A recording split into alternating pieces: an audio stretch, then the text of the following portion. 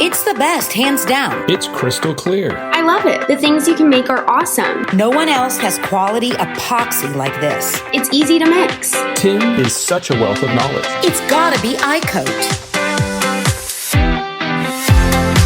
Welcome to the Resin Mastery podcast, exploring iCoat epoxy. Alrighty guys, welcome back to Resin Mastery. It's Rachel and I'm here with my co-host Ian. How are you doing today, Ian? Rachel, it's great to see you back. I know you're building up to your wedding coming up, and there's a lot of great things going on at present, which I'm really excited about too. Some of the things I've actually seen sent from customers that they've made with resin is just mind-boggling. But we have a great show for you today because we're going to give you tips on maybe something you haven't thought of yet. But Rachel, fire away. Alrighty, so today we are talking about basically selling at like not brick and mortar stores, but more so like craft fairs and things like that. So I guess one of your first questions is probably like, why is this a great side hustle? Why doing it in person over online? You know, this day and age, mostly everything's done online. So Ian, I would say that probably one of the best things about craft fairs is the low entry barrier. Like it is so easy to get a little booth set up. Sometimes they're free. Sometimes they cost a small fee, about like $100. And when you're thinking about how much you could make off of that, or just in terms of exposure and like longer payoff involved, I would say that's definitely an excellent thing. You can also start with small batches and basic supplies when it comes to doing a craft store, setup, pop-up shop. You know, those are really popular and people really like to be able to actually see before their own eyes the quality of your items. So not only that, but also it offers a flexible schedule, because if you look in your local area, you'll find that there are tons and tons of little opportunities to have a little pop-up tent, just like whatever, even just a stand with like, it takes one table and your product and you standing behind that table. That's really all it takes. And you can sell on the weekends. You can create when you have time when it comes to creating resin. And it's really like we've had said with the people we've interviewed, some of them started off with very small spaces, like less than 12 by 12 feet, which you would think you need, but you really don't. I think she said like 4 by 8, which is like a very skinny room. Yeah, most people start in like their garage, or they're just doing like, you know, little bits here and there on the weekend. Put the kids to bed. I'll go and do like, make some ring holders or something like that. Yeah, it's one of those great ones. Yeah. And then another great thing about kind of getting in on as of right now, it's kind of niche. I mean, when you look it up online, sometimes it can seem like it's oversaturated, but realistically, it's a lot of the same people's different products, right? And it's global. Yeah, and it's global. So it's a smaller market, but it's got a high perceived value. So like resin art is typically seen as pretty premium and unique. You can customize it. You can make it so versatile. I know we've talked about in our other podcasts. So I would argue to say that even though it might, like by the time you get really good at it, it might not seem like it's as handcrafted and as special as it was in the beginning to you, you know, when you're spending so much time on one piece, but to other people, it still is, and it still has that unique effect. That's correct. And you can really, do a service to your customers who need something specific. You're like, I've got just the thing. So other than that too, I would say, when it comes to the in-person stores versus online, is you do get that instant customer feedback. So you'll see people's faces, like their facial cues, just, you know, whether they're displeased with it when they pick it up in their hands, whether they're like excited to hold it and take it home with them, kind of seeing like, oh, my friends would love this. Like all of that small human to human interaction, super important for a business. It's almost like your own guerrilla marketing a little That's bit. Right. Hey, but Rachel, the question then begs, right? You know, what are the popular items that sell well at these street fairs? Now, again, I have a friend who works in Pennsylvania. He has a winery called Homecoming Winery, little plug for him. And he goes to these street fairs and these craft fairs to let people sample his wine. He's got a real boutique winery, and he does great business at these things. And he was quite surprised by how well he actually does. And not only is it good sales, it's also good marketing as well. So thinking of things that will sell well in the resin industry, obviously, I think what you want to do is for the bigger items like wedding bouquets, memorials, is have a business card, have a flyer that you can give out to people, or QR code that goes to your website. So people can see that if you have an event like that coming up, that they can reach out to you. But I would say take smaller, like pocket-sized trinkets. Stick to the single bill theory, $5, $10, $20. Don't break change. Don't make things difficult. Have a credit card processor if you can. A lot of phones, you can just put a little like widget on your phone for doing PayPal or doing like Apple Pay and things like that. You've probably seen that before, right, Rachel? Mm-hmm. Yeah. So take things like coasters.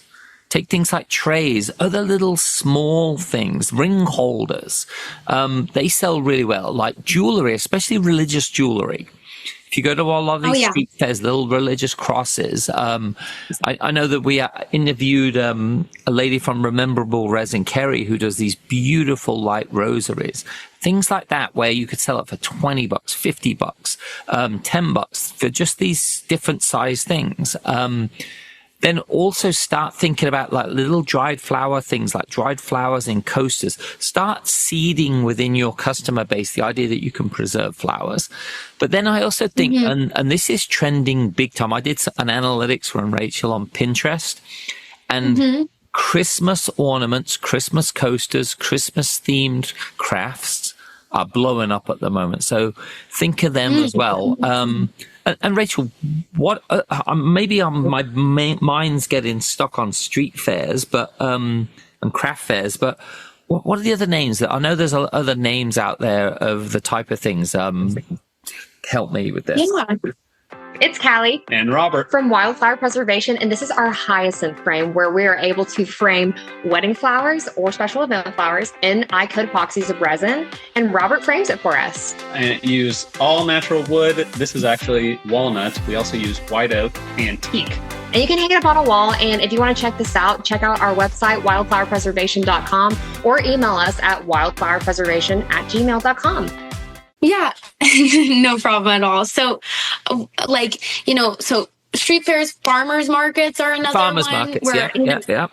And I think people think farmers market and they think like the vegetables, but there's a lot of craft items, artisanal items, coffee, like physical items like woodwork, just everything. So I think that resin definitely has a place in that market.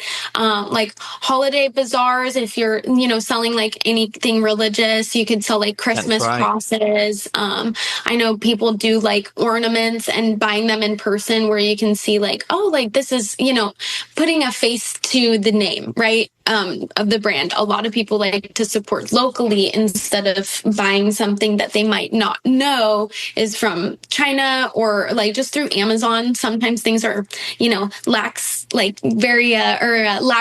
is the word that I'm thinking. Right. Yeah.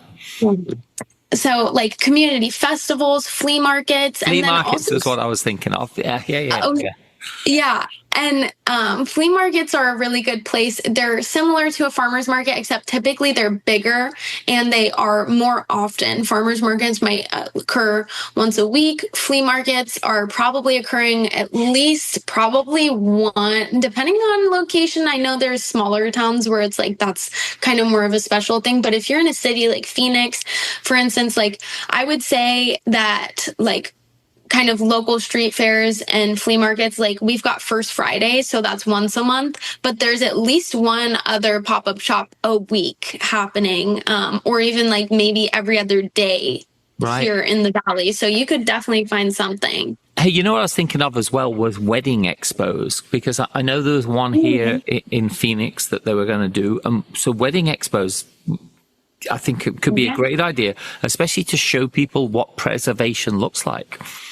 Yeah, no, I agree with that. Kind of just bringing a few samples with you, and showing, like, also I was thinking in regards to that, there's definitely a bunch of like eco fairs, like Oh, yeah. just kind of what green and safe for the planet, because we can't promise that every resin is safe for what's around you, but we can promise that the iCoat resin has a great formula that is eco-friendly, that doesn't have high emissions from a crazy factory or anything. It's handcrafted, it's veteran owned, so very awesome, and a sustainable way of making art. So I know that that's definitely kind of going back to the high perceived value as, seeing it as premium. A lot of people are seeking after things that are sustainable. Yeah. And also, I know that there are people who are getting married who are looking to fit that in. Like, it's really hard to find a Christian shirt that isn't polyester, Right, So it's kind of like, exactly, it's really hard to find some wedding decorations that are sustainable. A lot of people are opting for burlap, which just fun fact, I'm getting a burlap runner for my wedding aisle, which is interesting, because who needs a whole rug, Right. But that was just a little fun side note, because I'm wedding planning now and there's so much to do.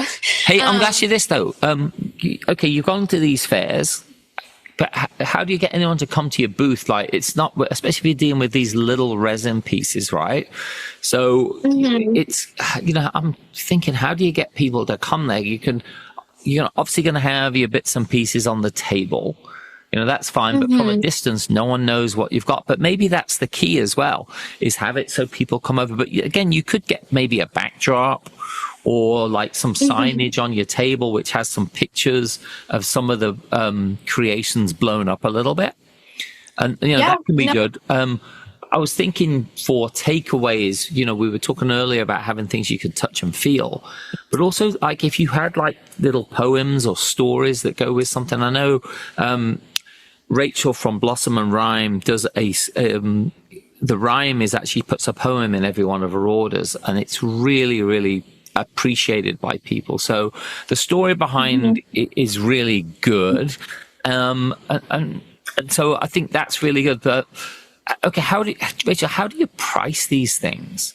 Like, because I know some of these things take a lot to do, some don't, but how can we sort of give a bit of advice to people who are thinking, okay, I'm going to do this, but where does this fall in money wise? That's an excellent question. I think a lot of times people either underprice or overprice things, and there's not a good middle ground, because it's hard to value your own time, right? I think trial and error is definitely a good way to see, is like, okay, when it comes to, well, don't underprice is, how fast is this selling? And do you think that it's selling because it's just a hot ticket item?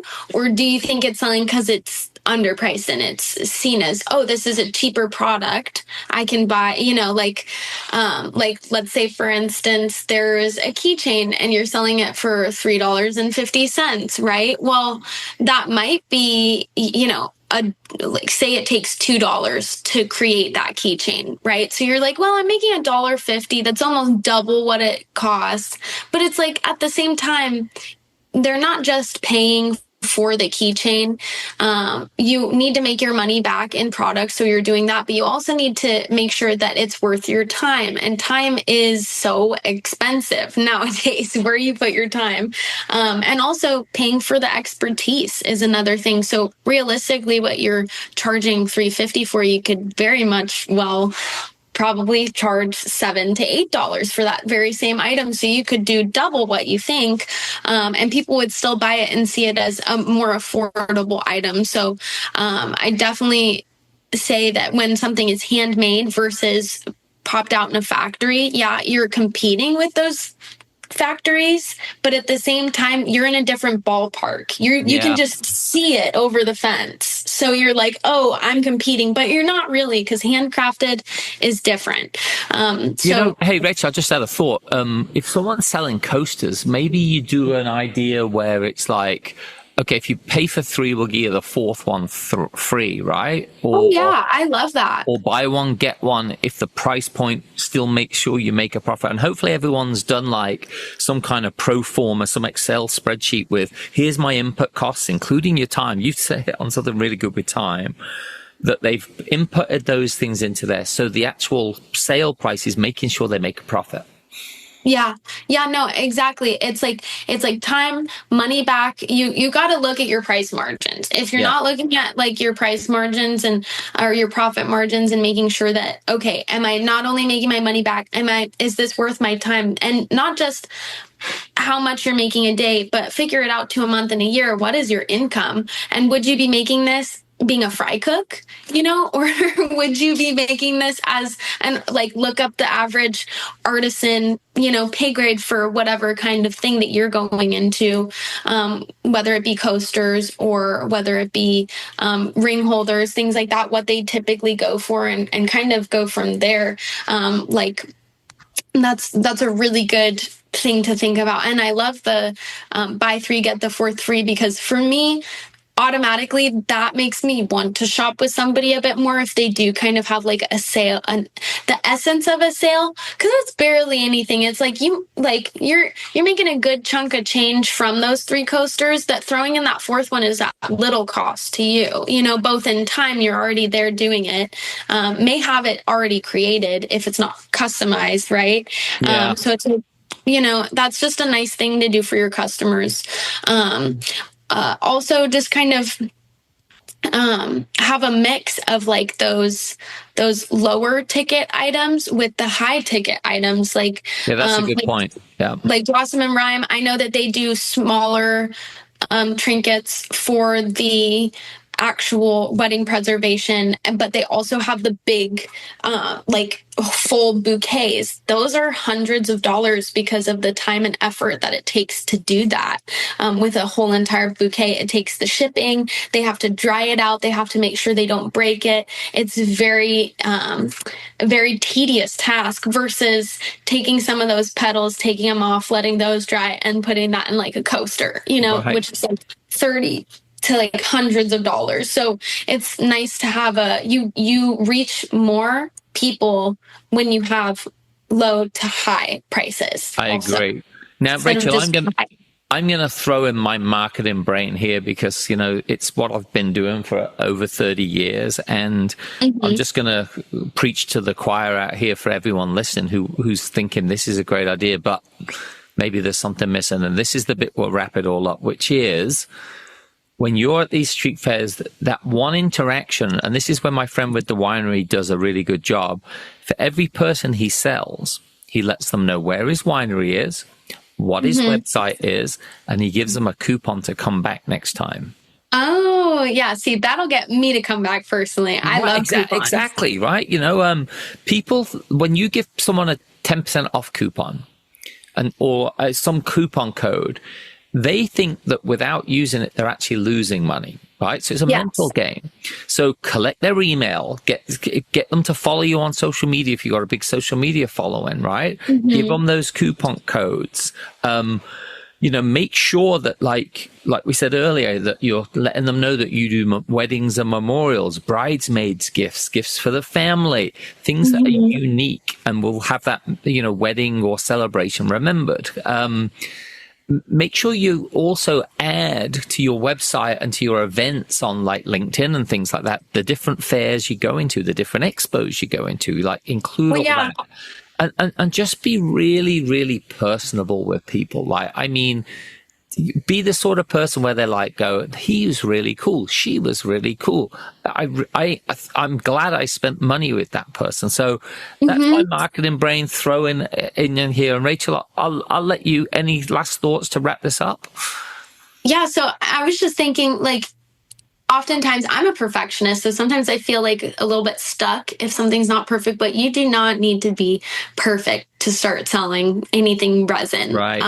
There are a couple quirks to work out. Luckily, we've troubleshooted a lot of those issues that you may run into previously on the podcast. So if you guys are interested in selling and you kind of are starting, but you're having some issues, feel free to look through the episodes. I'm pretty sure we made it pretty apparent with the title. I can't remember which episode it was, maybe like 12 or 13 or something like that. But just, you really don't have to be perfect to start selling, and everything is a learning experience. So even if sales are slow, just keep building that brand awareness, keep it up.